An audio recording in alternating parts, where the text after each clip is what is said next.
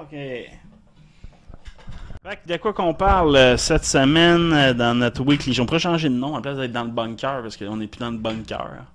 On va changer le nom de l'épisode pour appeler ça Geek Week. Qu'est-ce que t'as fait de geek cette semaine, mon cotard? Bonjour. Bonjour, bienvenue en 2 geeks. Ce que j'ai fait de geek cette semaine... As-tu fini Stranger Things 2? On y va, spoiler alert! Spoiler alert! Non, pas tant spoiler que ça, je l'ai pas fini, moi. Il me reste 2 épisodes. Yes! Ouais, je suis désolé. Yes! Ouais, Bon, on va laisser faire. Et qu'est-ce que t'as fait de geek à part ça, à part de pas écouter Stranger Things? Qu'est-ce que t'as fait de geek? J'ai écouté 2 épisodes, mais je suis pas rendu à la fin, je suis désolé. On va aller à la semaine prochaine pour Stranger Things. Donc, préparez vos spoilers. Ce que j'ai fait de geek cette semaine, je continue à Fallout. J'ai quasiment fini Fallout 1. Ah ouais, Fallout 1? Ouais. C'est trop bon d'Halloween. Et je rétro des faire au complet seul. T'sais, avec toi, c'est le fun, à deux, jaser pendant qu'on les fait, mais ça, je trouve ça tough. Non, mais il est bon Fallout 1. Mais j'écoute ça avec des podcasts, là, tu sais. Moi, je me suis abonné. Ouais, je me suis abonné au Patreon de sous-écoute, mais juste pour l'audio. Je me suis dit, tu sais, j'attends quand même les vidéos puis je vais regarder, mais juste l'audio, puis j'ai été surpris qu'il y a une dizaine d'avance, là, tu sais, il y en a pas mal d'avance. Puis j'ai écouté ça là avec François Pérusse pendant que je jouais à Fallout, là, il est bon en tabarnak, là. Il est long en caisse. Puis ça, Fallout 1, là, j'ai pas eu à arrêter tant que ça, là. J'ai trouvé le vaisseau des aliens, là, avec le petit gun, le petit handgun laser, là, qui se trouve être le meilleur gun du jeu, là. Ce gun-là, ça n'a pas de sens, là. Prends juste qu'à topper, gunner, puis tu peux faire du genre de 160 de dégâts sur c'est quoi les astis de cassins avec des griffes, là? Geeko, non. C'est pas je veux le dire, là. Parce que les grosses bébêtes avec des dents pis des griffes dans Fallout, là, ils viennent tout le temps les mêmes. Ouais, fait que ça, mais je suis pas encore rendu à la fin, là, parce qu'il y a dans le nord-ouest, là, c'est la partie la plus top du jeu, là. Il y a des mutants avec des miniguns, là. Eux autres, ils graillent dans le tabarnak, tu sais. J'ai l'armure, la power armor, là. Fait que je suis pas sûr que c'est la meilleure du jeu parce que c'est une power armor que t'orgosses toi-même là. Puis je suis à moitié du jeu. Fait que d'après moi, je vais repogner une super power armor de la fin du jeu. Là. J'ai encore mes 2 associés, mon chien s'est fait gunner. Comme d'habitude. Dogmeat, il a fait 2 coins de rue. J'ai encore mes 2 associés, Yann et Taiko, ça va bien. Puis je viens juste de nettoyer une ville du maire puis de toutes ces thugs là. Puis c'est drôle parce que t'arrives dans la ville là, pis c'est long man le combat parce que là tous les habitants se rebellent contre ces gars-là, fait que genre 30 bonhommes là qui font chacun leur petit tour à chaque ronde là, fait là c'est long. Là tu sais pis c'est des paysans de ce jeu là. C'est des paysans qui il fait tout 4 pas, donne un coup de poing qui fait 0 dégâts, un gars qui se pègue voir l'armure, le gars se revire, il tire, manque son coup, c'est tabarnak. Là les habitants sont après se faire tout gunner là, mais je vais assez vite pour nettoyer, mais c'est drôle, j'aime bien ça, mais là tu vois vraiment les inspirations originales sont toujours restées dans tout le jeu, juste la main quest. Ben j'ai un wiki là, fait un fac là à côté, fait que je suis ish le fac là. Il y a des affaires que je disais ça vaut pas la peine de faire tel bout là ou parce que c'est long quand tu fais tout, moi je ouais, puis il y a des affaires que ça avait l'air vraiment puéril à faire là, c'est j'ai pas besoin d'avoir faire coucher avec tel pute en faisant tel bout de quest ou whatever. Je comprends. Fait que, mais je l'ai fait une fois complet là. Ça, fait mais je fais quand même pas mal de stock autour, je fais ça assez élargi, je vais visiter toutes les places de la map, ça c'est sûr.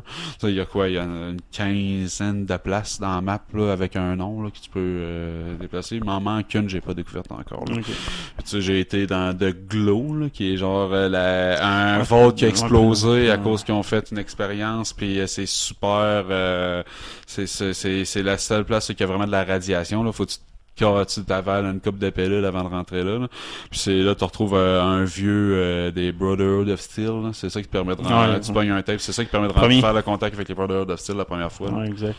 Fait que, non, j'aime bien ça. Puis, je suis pas sûr que si je vais faire le tactique, qui se trouve à être un style de Jack Dalian, Ouais, je pense que je vais sauter direct à Fallout 2 pour après ça me retaper Fallout 3.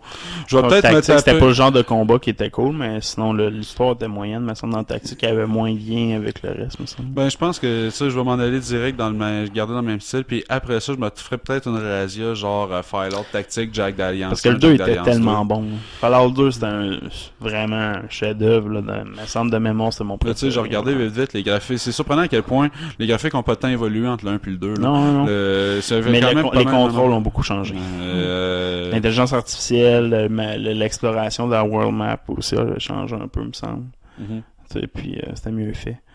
Mais tu sais, mettons, moi, justement, tu me fais rire de parler de Fallout 1, mais tu sais, j'ai reparlé de Fallout 3 aujourd'hui, puis tu sais, à quel point que Fallout 3 de Bethesda, c'était leur plus grand succès, le plus grand succès côté... c'était écœurant. Le 3 était excellent. Mais après ça, les autres sont mitigés, surtout le dernier. Mais tu sais, le 1, le 2, le 3, tu sais, ça mêlait l'open world là, avec l'histoire super bien. Ouais, exact. Bien mieux que n'importe quel autre. Toujours 1, 2, 3, c'est une belle trilogie pareil de jeux. Là, que l'évolution. En plus, tu vois l'évolution du jeu vidéo à travers, je trouve, ces 3 jeux-là. Le storytelling, la façon qu'il a changé. Avant, c'était beaucoup des log files à faire de même. Avec Fallout 3, t'avais le premier gameplay où c'est que t'avais justement de l'histoire, des genres cinématiques un peu plus in-game qui t'expliquent l'histoire avec des side quests qui te complémentent, plus les log files, tu voyais un peu l'évolution. Il y a des bouts vraiment écœurants cinématiques dans Fallout 3 à la fin, là, quand tu réactives le gros robot, là, puis tu t'en vas à la guerre avec l'armée. Le dernier combat de jeu il est épique, il est vraiment épique, là. Malgré que moi, je me souviens d'avoir une fois que c'était pas tant épique que ça. La première fois que tu rencontres un behemoth, là, quand tu t'en vas aux stations de radio, là, puis qui ramasse... J'avais le goût d'en rejouer. Aujourd'hui, quand je parlais de ça, je suis comme, c'est que c'était un bon jeu. Tu sais, j'ai rejoué avec le mode, les modes de graphique améliorés, là, le jeu devient pas pire quand même. J'ai quasiment le goût de me le réinstaller et faire, c'est que c'était un bon jeu, là, mais... En même temps, jouer à Assassin's Creed. Là. Moi, cette semaine, ce que j'ai fait de geek, c'est Assassin's Creed encore une fois. C'était un succès. Mais bon, je veux pas trop en parler aujourd'hui. Là. Ça mérite quasiment juste un épisode. On fera un épisode plus tard, là, une fois que j'aurai passé le jeu pour vous expliquer l'histoire. Mais wow, l'histoire est super bonne. Là. Ça ressauve on va vous faire un spécial Assassin's Creed Origins, juste l'histoire. Mais sinon, ce que j'ai fait de geek, j'ai analysé les graphiques de Dragon Ball. Je vais vous parler. J'ai compris un peu plus comment Toei font les graphiques, là. Puis j'ai lu sur des auteurs d'anime. J'ai passé 3 jours de temps à lire sur des une heure ou 2 par soir, là, à lire sur des auteurs de dessins animés japonais. C'est ce que j'ai fait de geek. Donc, c'est très geek ce que j'ai fait cette semaine. Donc, pour toi, ça, c'est comme ta porn, là. Avant de me coucher, là, une main dans les culottes, là, une petite main dans les culottes, puis là, je me tapais biographie, man, de genre, les animateurs qui ont commencé Dragon Ball Toriyama avec, tu sais, genre, Toritoro, puis après ça, le dernier, c'est Yaya Toriyama, lui, qui a fait le 114, dans le fond. L'épisode 114, que je trouvais tellement bon, puis je voulais savoir c'était qui l'animateur qui a fait ça. Puis c'est genre un jeune de 26 ans, qui vient de rentrer dans le métier, mais il fait plein d'épisodes de One Piece, il a fait plein d'épisodes de... Fairy Tales dans le fond. Mais comment ça marche? Ils ont-tu carte blanche sur le rendu graphique? C'est comment tu vois la saveur? Non, comment ça fonctionne? Toei premièrement, c'est l'idée originale de Toriyama. Toei étant la compagnie qui Toei Animation, c'est eux qui produisent la série de Dragon Ball, puis eux, ils ont une armée d'animateurs. Fait que genre dans plein de séries différentes. Un peu comme Marvel fait au niveau de leur comic book, dans le fond. Ils ont une armée de dessinateurs Marvel, puis ils font des équipes. Genre toi, tu vas travailler sur Spider-Man, Amazing Spider-Man avec toi. Ils recrutent un peu pas genre un writer, un dessinateur, etc. Fait qu'ils recrutent puis ils mettent une équipe là-dessus. Mais Toei, c'est un peu l'affaire. Ils ont genre une armée de writers, une armée de dessinateurs, puis une armée d'animateurs. Ce qui est pas la même affaire, là.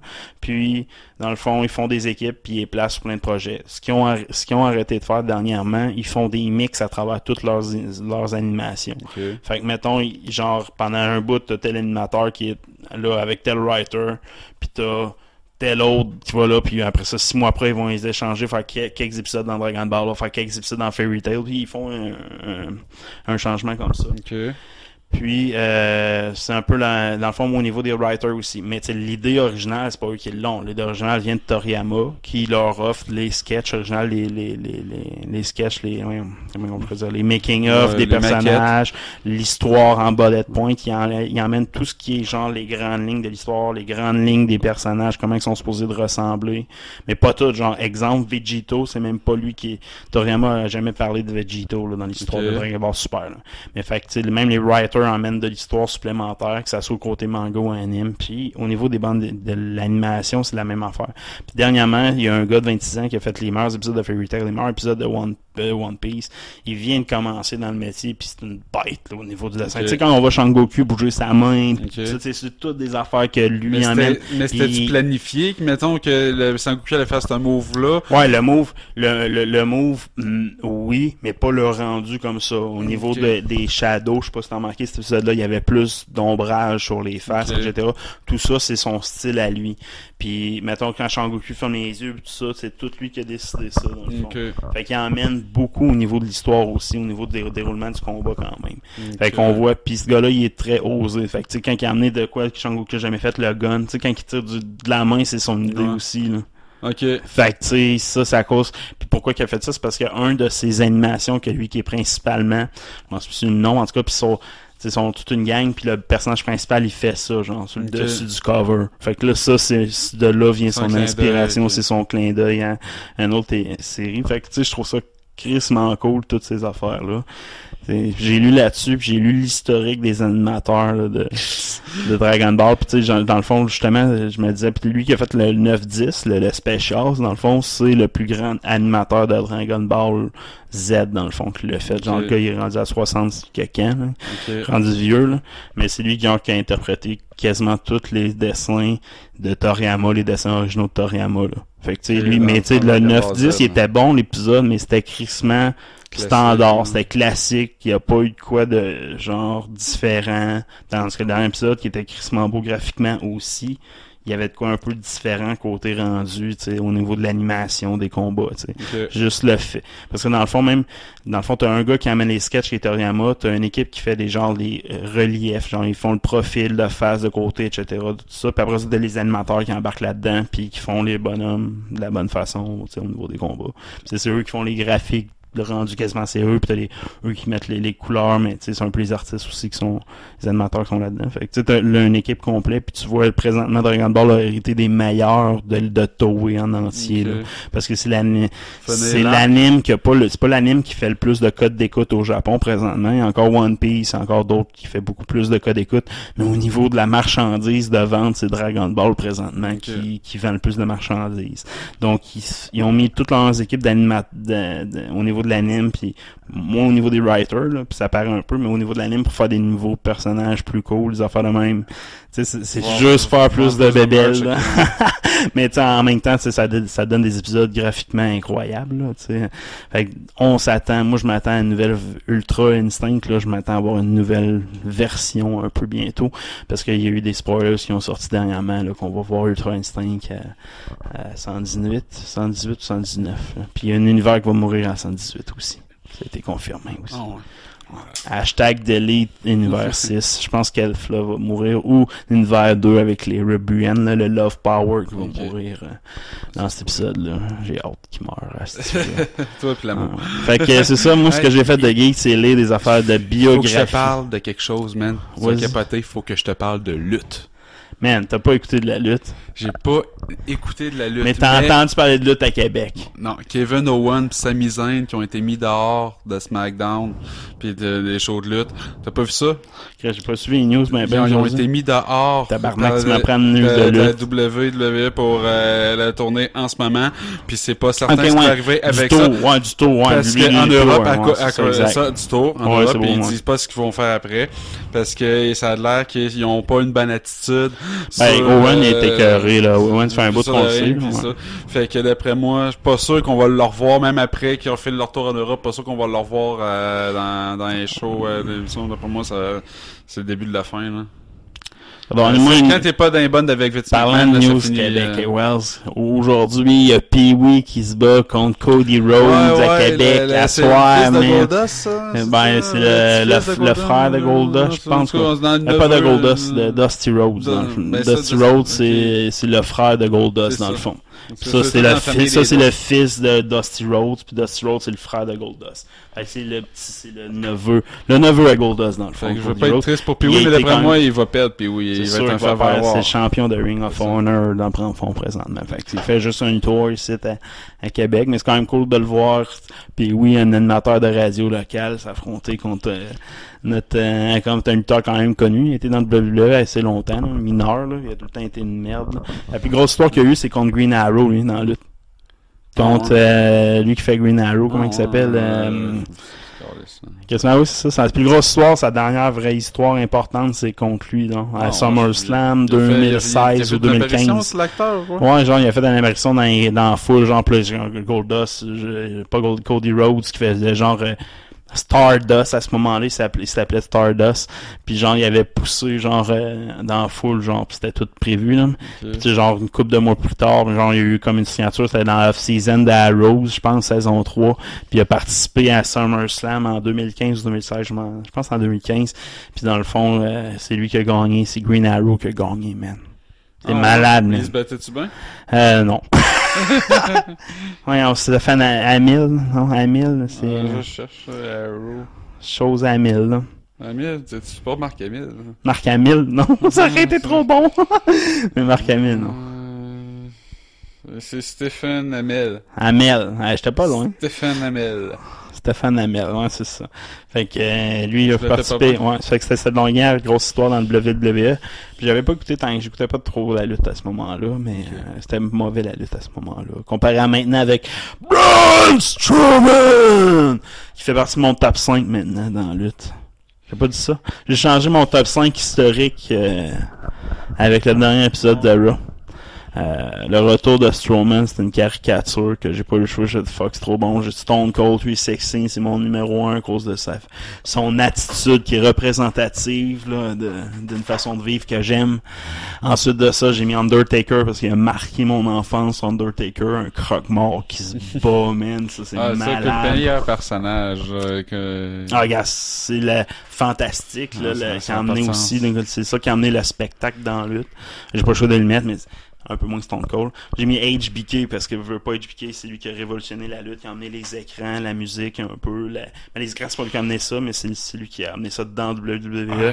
C'est lui qui a amené le singing, dans le fond, qui chante sa tune à lui. C'est lui qui a amené ça. Après ça, j'ai mis British Bulldog. Malheureusement, moi, British Bulldog, dans mon enfance, c'est une rivale à Bret de Hitman Hart, un ami. Puis... c'est aujourd'hui l'anniversaire du Big Montreal Screw. C'est pour ça que mais moi j'aimais mieux British Bulldog à ce moment-là, mais oui, hey, the Hitman, the Screw Job in Montreal by Vince the McMahon.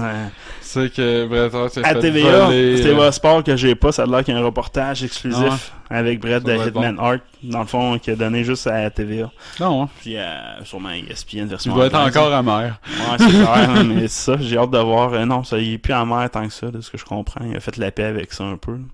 Puis, mon dernier numéro 5, j'ai mis Braun Strowman, qui est rendu dans mon top 5, qui a délogé AJ Styles, que j'aimais pas mal dans la nouvelle génération. Fait que Braun Strowman. Fait que la lutte, très intéressante, mais ça va pas bien, il y a le WWE, là. Plein de monde sont pas très contents de leur situation, ils perdent du monde. Fait que, puis la plus grosse star, c'est Omega quelque chose au Japon, là. Omega quelque chose.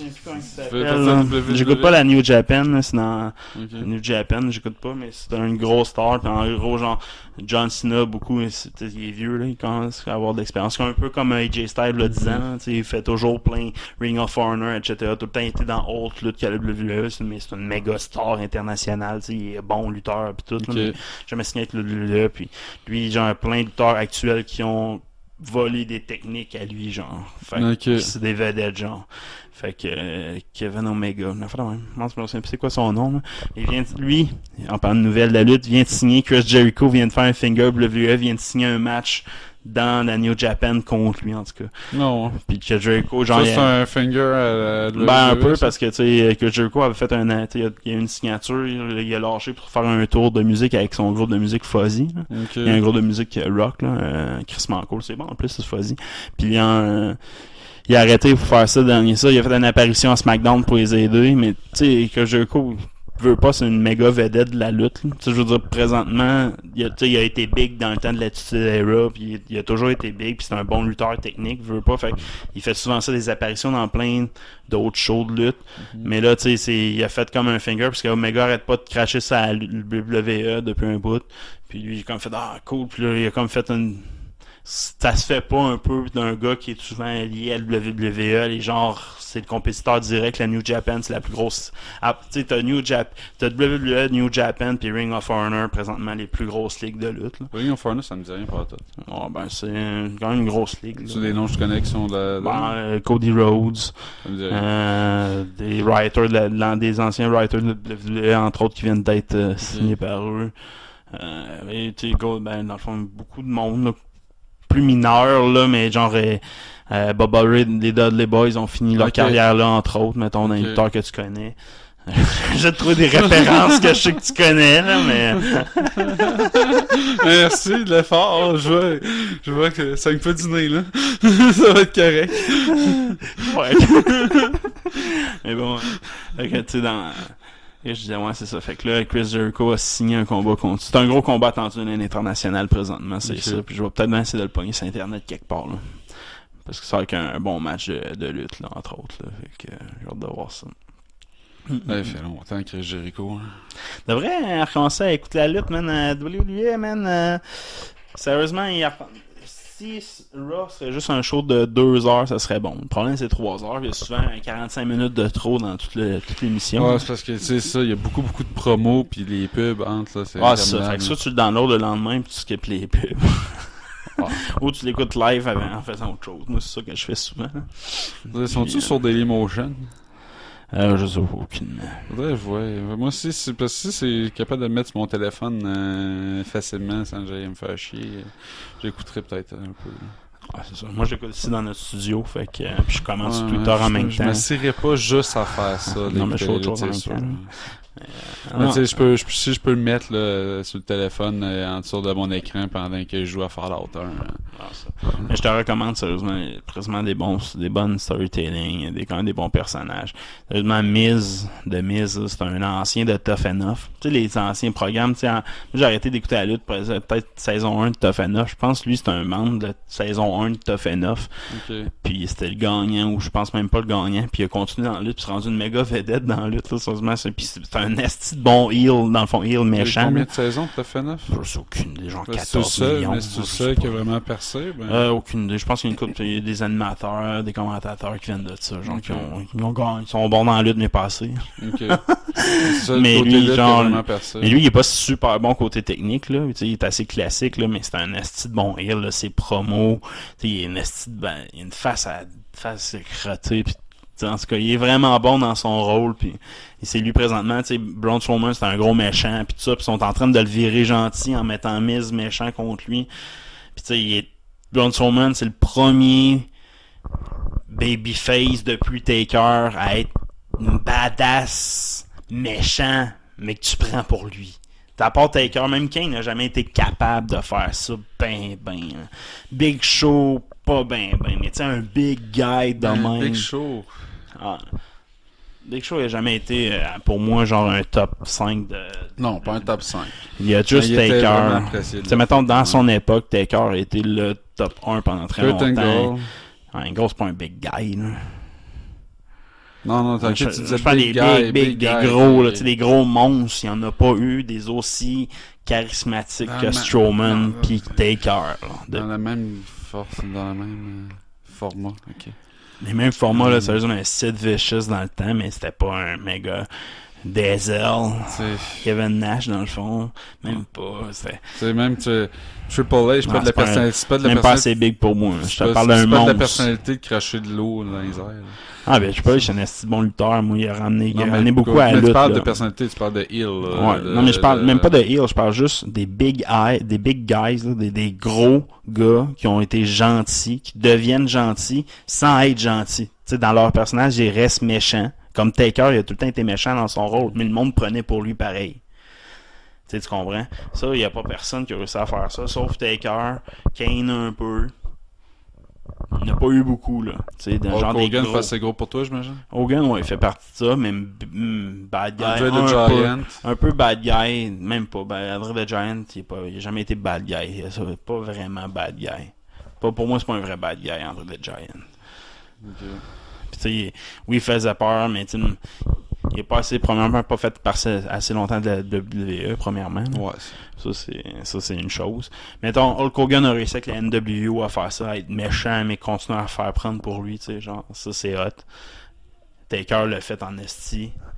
Kane un peu, mais depuis ce temps-là, il y a juste Strowman. Tu sais, il y a des meilleurs lutteurs que lui, là, beaucoup, là, mais je parle en tant que big guy monstre, puis être méchant, puis que le monde réussisse à prendre pour toi pareil, c'est très rare.